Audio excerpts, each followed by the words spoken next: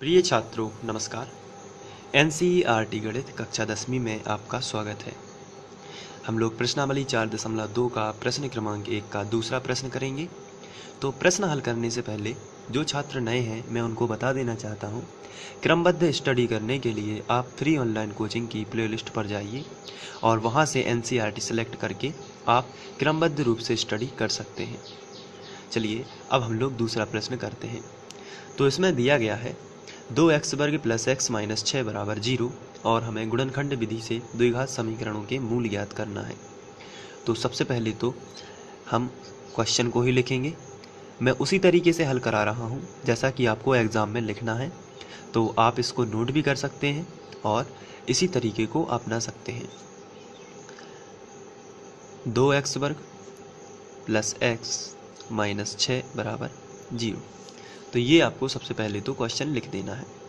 अब आपको समझना भी है, यहाँ पर गुणनखंड विधि का मुख्य रूल होता है सबसे आखिरी वाली जो संख्या होती है उसका गुणा x वर्ग के गुणांक में करना है।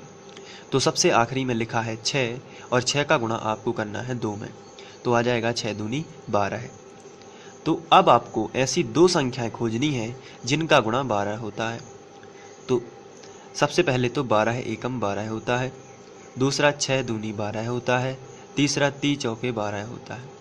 तो यहाँ पर मैंने यहाँ पर तीन संख्याओं का जो युग्म है उसको सिलेक्ट किया है, लेकिन इसमें से कौन सी संख्या हम लोग यहाँ पर ले सकते हैं तो उसके लिए आपको यहाँ ध्यान से देखना होगा। यहाँ पर x के साथ में कुछ नहीं लिखा है तो 1 माना जाता है, तो आपको ऐसी दो संख्याएं सिलेक्ट करनी है जिनके बीच में 1 का अंतर हो। तो 12 और 1 के बीच में तो 1 का अंतर नहीं है, यहाँ तो सीधा सीधा 11 का अंतर है, तो ये संख्या तो सिलेक्ट नहीं हो पाएगी। 6 और 2 में 4 का अंतर है, तो ये संख्या भी सिलेक्ट नहीं हो पाएगी क्योंकि 6 में से 2 घटा दिए जाए तो कितने बचेंगे 4। लेकिन यहाँ पर 3 और 4 में 1 का अंतर है, तो हम इसको सिलेक्ट कर सकते हैं 3 और 4 को। लेकिन हमें यहाँ पर जो है प्लस का 1 चाहिए, इसलिए प्लस की बड़ी संख्या कर देते हैं और माइनस की छोटी। तो 4 में से जो 3 जाएगा तो 1 ही बचेगा, यानी माइनस का 3 प्लस का 4 होगा और जब इनका गुणा होगा तो प्लस माइनस का माइनस और 4 दिया 12, यानी माइनस का 12 भी हमें मिल जाएगा जो हमें चाहिए माइनस का, और 6 दूनी 12 है। तो भले ही यहाँ पर 6 लिखा है लेकिन इसका मतलब क्या होगा, यहाँ पर 12 लिखा हुआ है। तो चलिए अब हमारी संख्याएं हैं -3x प्लस 4x। तो हम इसको यहाँ पर लिखेंगे 2x वर्ग -3x प्लस 4x। आप इसको आगे पीछे कहीं भी लिख सकते हैं, इसमें कोई प्रॉब्लम नहीं है। -6 बराबर 0। तो इस तरीके से आपको लिख देना है। अब आप यहाँ पर देख रहे होंगे कि आपको 4 पद प्राप्त हो गए हैं, 1 2 3 4। तो अब 4 पद हैं तो आप दो दो पदों में से कॉमन निकाल सकते हैं। यहाँ पर देखना है कि इन दोनों में से क्या कॉमन आ सकता है। तो यहाँ पर x है, यहाँ पर भी x है, तो x तो कॉमन आ ही जाएगा, लेकिन 2 यहाँ पर है लेकिन यहाँ पर नहीं है, और 3 यहाँ पर है तो 3 यहाँ पर नहीं है, यानी कि 2 का 3 में भाग नहीं जाएगा और 3 का 2 में नहीं जाएगा, इसलिए दोनों ही कॉमन नहीं आ पाएंगी। लेकिन x दोनों के पास है, इसलिए x को कॉमन निकाल लेते हैं। जैसे ही x को कॉमन निकालोगे तो यहाँ पर 2 तो जो है बाहर नहीं निकलेगा, इसलिए अंदर ही आ जाएगा। यहाँ पर x पर 2 की घात थी, 1 हमने कॉमन निकाल ली तो 1 बच जाएगी, माइनस लगा है तो माइनस। यहाँ पे x बाहर निकालोगे तो कितना आएगा 3। तो आप देख रहे हैं कि हमने केवल x कॉमन निकाल लिया है। इसके बाद अब यहाँ पर आपको कॉमन निकालना है, तो प्लस लगा है तो सबसे पहले प्लस लगाओगे।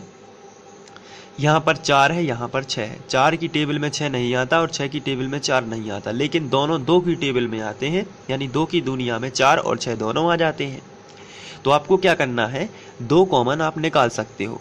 जैसे ही आप 2 कॉमन निकालोगे तो 2 दूनी 4, 2 बार गया, x ज्यों का त्यों, माइनस लगा है तो माइनस, और 2 तिया 6, 3 बार चला गया, बराबर में 0। आपको देखना है ये दोनों ब्रैकेट आपके समान होने चाहिए, तभी आपका जो हल किया हुआ है वो सही है। चलिए अब इन दोनों को 2 जगह की जगह 1 जगह लिख देते हैं, तो 2x - 3 यानी कि उभयनिष्ठ निकाल लेते हैं दोनों में से। और जो बचेगा वो क्या बचेगा, x प्लस 2। तो इसको आप इस तरीके से यहाँ पर लिख सकते हो और बराबर में 0। चूंकि हमें मूल ज्ञात करना है, मूल ज्ञात करने के लिए आपको गुणनखंड के बराबर में 0 लेना होगा। तो चलिए अब हम गुणनखंड के बराबर में 0 ले लेते हैं। इसका मतलब ये है कि हम 2x माइनस 3 बराबर 0 लेंगे या x प्लस 2 बराबर 0 लेंगे, मतलब दोनों के बराबर आपको 0 ले लेना है। तो यहाँ पर आप देख रहे हैं कि -3 का पक्षांतर इस तरफ हो जाएगा तो 2x बराबर मिलेगा 3। इसी तरीके से प्लस के 2 का पक्षांतर उस तरफ हो जाएगा तो माइनस का 2 मिलेगा। आगे बढ़ते हैं तो x बराबर 3/2 या x बराबर -2। तो यहाँ पर x का जो मान है वो है 3/2 और -2। तो मूल हमें मिल चुके हैं, अतः हम लिखेंगे समीकरण 2x वर्ग, जो हमारा प्रश्न था उसी को लिखेंगे, के मूल 3/2 और -2 हैं, 3/2 और -2 हैं। तो इस तरीके से आप इसको भी सॉल्व कर सकते हैं। बहुत ही सिंपल क्वेश्चन है। तो आशा करता हूँ कि आप लोगों को ये क्वेश्चन समझ में आ गया होगा। तो आप इसको जल्दी से कर लीजिए, इसका रिवीजन कर लीजिए, अपने नोटबुक में लिख लीजिए और सभी तरीके से इसको सीख लीजिए और अपनी मेहनत जारी रखिए। आप अपनी मेहनत करते रहिए। कोई भी समस्या है आप मुझे बता सकते हैं कमेंट करके। यदि उसका जवाब देने लायक होगा तो ज़रूर उसका जवाब दिया जाएगा। Thank you.